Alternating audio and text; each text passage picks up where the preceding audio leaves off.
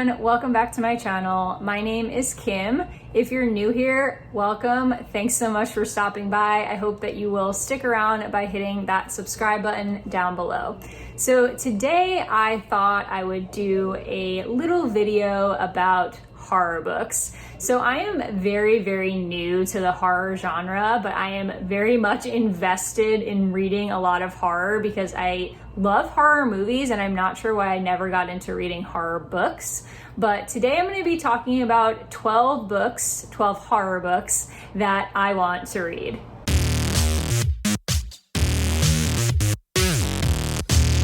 So I put together a list of 12 horror books that I'm hoping to read sometime in the near future. They're not on my immediate TBR, so I can't promise that I'll get to them within like the next month or something, but I definitely hope to get to them soon. I'm gonna start with the two classics that I have on this list. So the first one is Turn of the Screw by Henry James. This one has been quite popular lately. It's gotten a bit of a resurgence because if you don't know, the new season on Netflix, Haunting of Bly Manor, made by the same people who made Haunting of Hill House, is based on Turn of the Screw. I watched Haunting of Hill House and absolutely loved it. It also terrified me, but I still want to watch Haunting of Bly Manor. So when I heard it was based on Turn of the Screw, I immediately wanted to read it because I'm one of those people that wants to read the book before they watch the show/movie. So this is one that I will probably try to get to very soon because I really do want to watch the show and I think I'd like to read the book first. So Turn of the Screw, if you're not familiar, is about this woman who is a governess and she goes to this estate and it's her first job ever. She's a young woman and she is supposed to be the governess for these two small children. However, there seems to be some sort of darkness lurking on the estate that is trying to get to the children. And the children are not scared of it and are, I think, letting this darkness, these creatures in. I don't know much more than that, and I honestly don't want to know much more than that. I'm sold as far as the haunted estate situation goes. I love haunted house stories, and this sounds perfectly atmospheric and creepy. So I'm very excited to hopefully get to this one soon and then watch the show. The other classic that I have on my horror TBR is Something Wicked This Way Comes by Ray Bradbury. This is one that has been recommended to me quite a few times. I think some people read it in high school, but it was never on any of my syllabi, so I never got to it. However, I have read other things by Ray Bradbury and really enjoyed them, so I'm sure that I'll enjoy this one as well.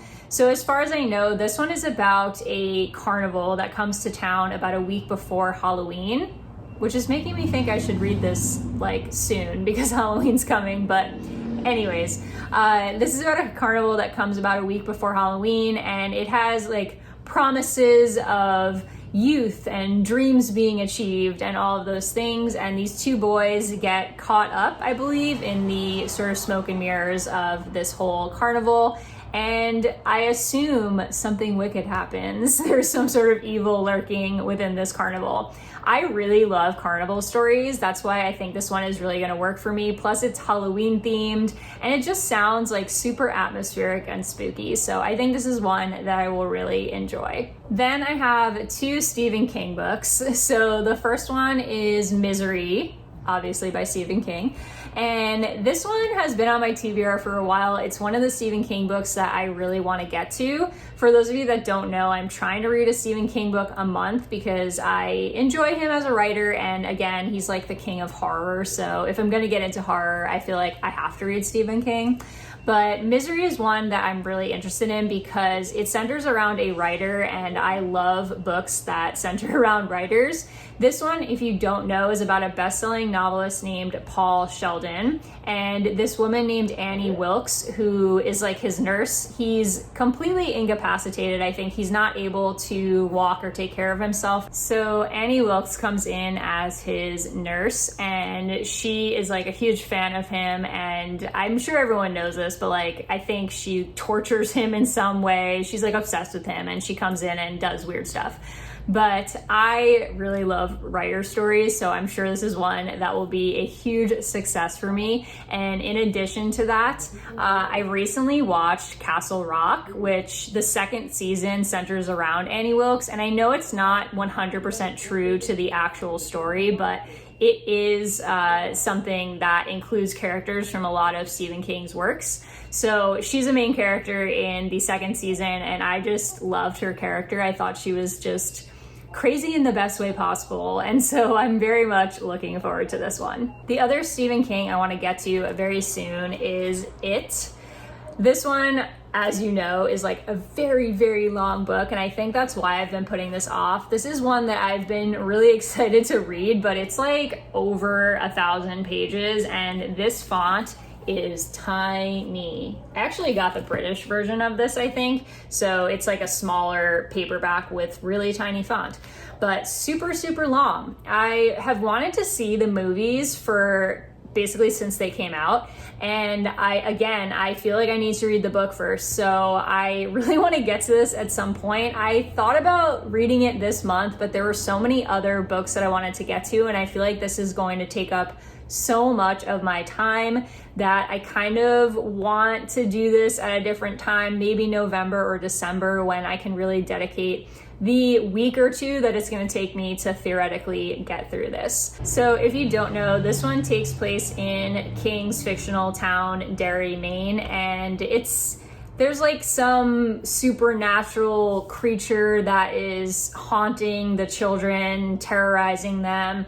I think it sometimes shows up as Pennywise the clown, other times as a different form. I honestly don't know a ton about this other than like what I've heard in pop culture and the media, because I really do want to go into this without knowing much. I feel like with Stephen King's books, I generally tend to find more success not knowing too much about it, because when I know the full synopsis, I'm often disappointed because it doesn't always line up with what actually happens in the book.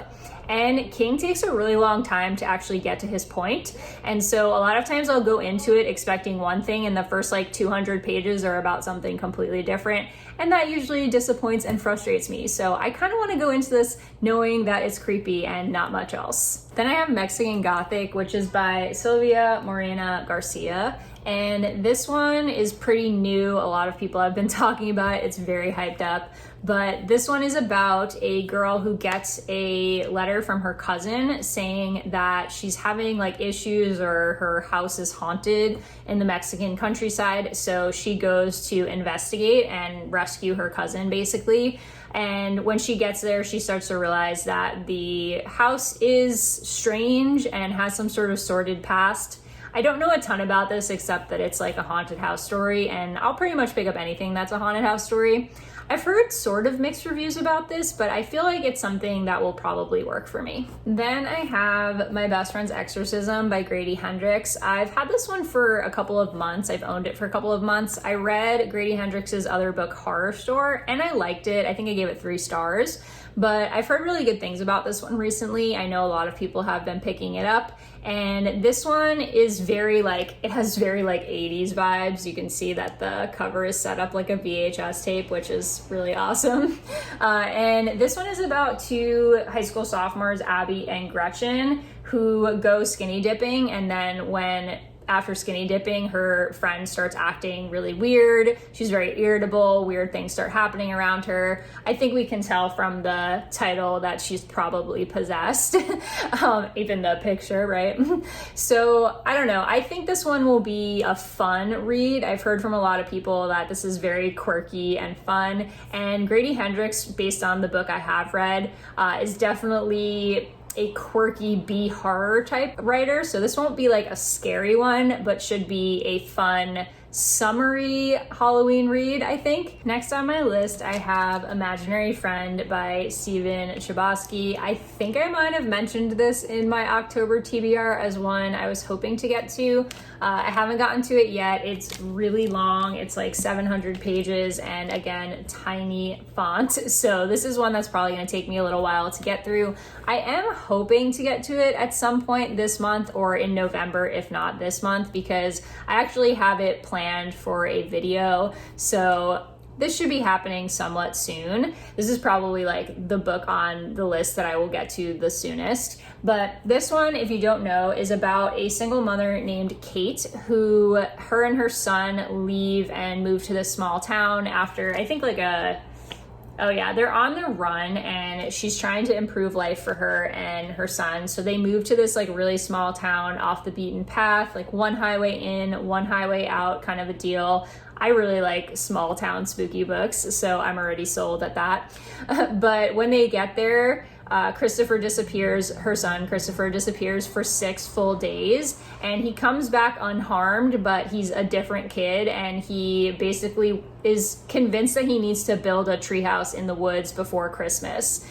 For whatever reason, he thinks this is his mission. So this sounds like creepy children vibes, and I'm down for that, plus small town vibes, which I'm also down for. So I'm pretty excited to get to this, even if it does intimidate me slightly. Then I have Kill Creek, which I think I've talked about before. It was originally on my summer reading TBR, and I didn't get to it. But this is another haunted house story. This one is about a group of writers that decide to stay in this haunted house. I think it's called the Finch House. They decide to stay there for Halloween night as sort of a publicity stunt, but then like shocking, it turns out that this place is actually haunted and there's something hiding in the dark waiting to get them.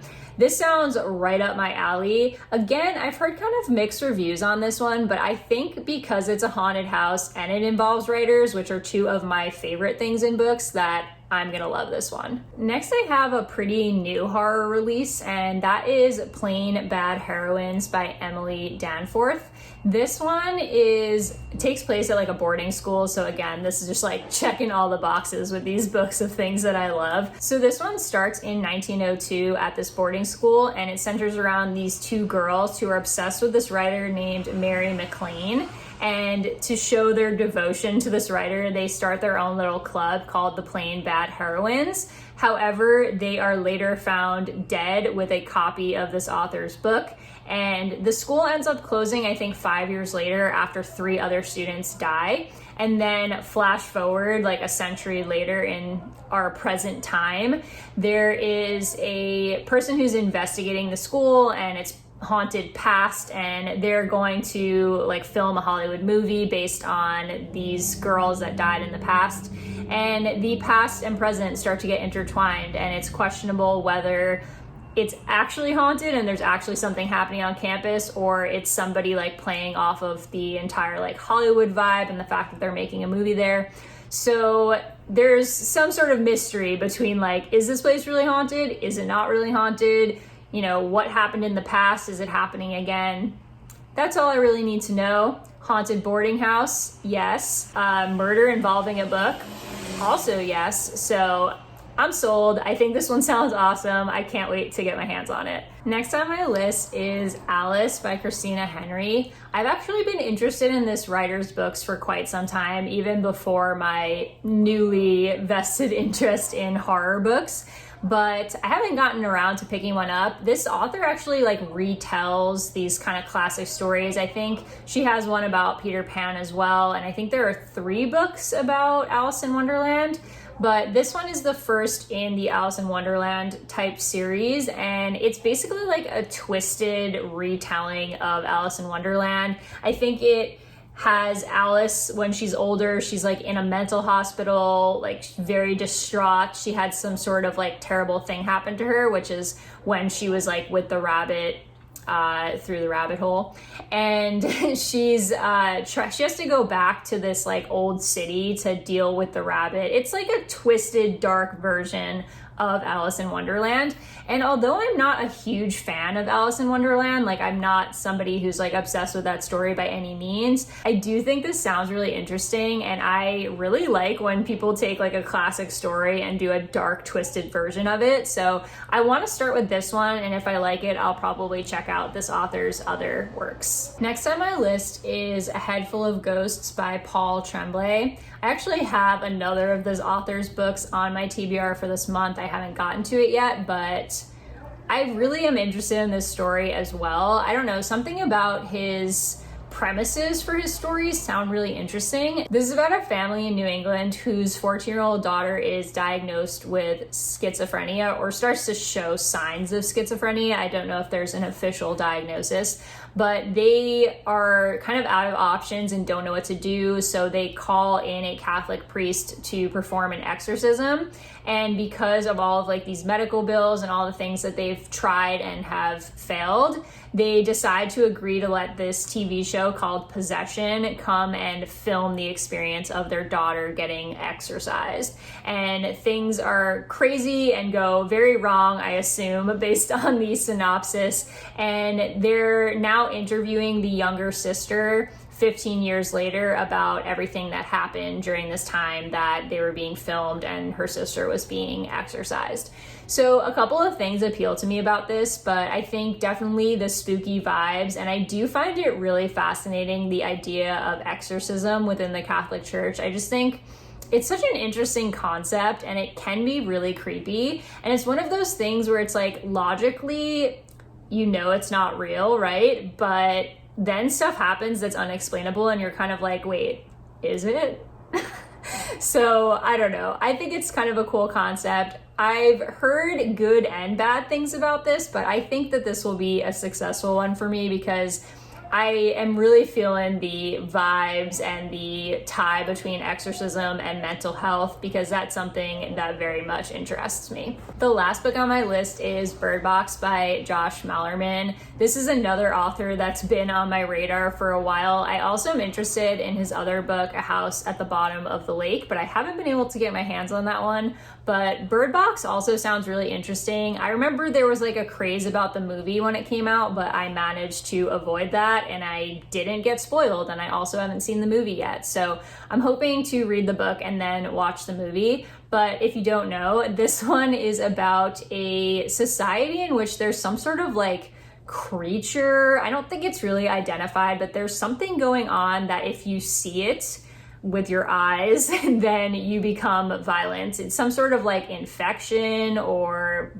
virus. I don't really know, but they have to be blindfolded because if you look at this thing, you go crazy. And so it's about a mother and her two kids, and they've been hiding in this abandoned house, but they have to or want to leave to get to a safer place, and they have to make this trip completely blindfolded because they don't know what's out there, and they've managed to avoid it until now. There's only like a certain amount of survivors, and they have to travel and try to avoid whatever this thing is that's driving people to be crazy and violent. This one is one that I'm not completely sure I'm going to like. It's kind of like a little bit outside of what I would normally pick up in regards to horror, but I've heard so much hype about it and I really want to watch the movie, so I'm gonna try it out and see how I feel about this author and about the story in general. That wraps it up for this video. I hope that you enjoyed. Please let me know in the comments what horror books you would recommend, because I'm trying to compile a list of horror books I want to get to now that I'm really interested in the genre. So definitely leave me some recommendations below. Tell me what your favorite horror books are and ones that I should add to my list. If you like this video, don't forget to give it a thumbs up so I know that you enjoyed this content, and I will see you guys in the next video.